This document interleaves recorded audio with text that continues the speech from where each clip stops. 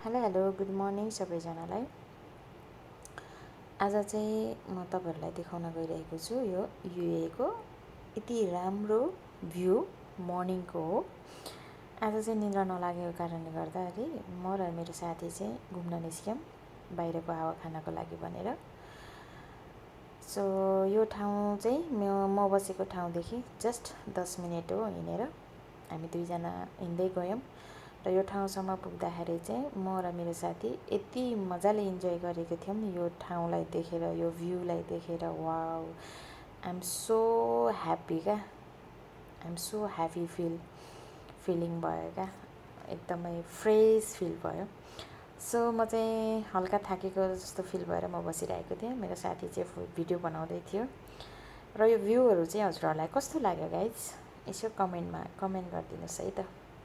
हामी चाहिँ धेरै इन्जोय गरिरहेको छौँ, हजुरहरूलाई कस्तो लाग्यो?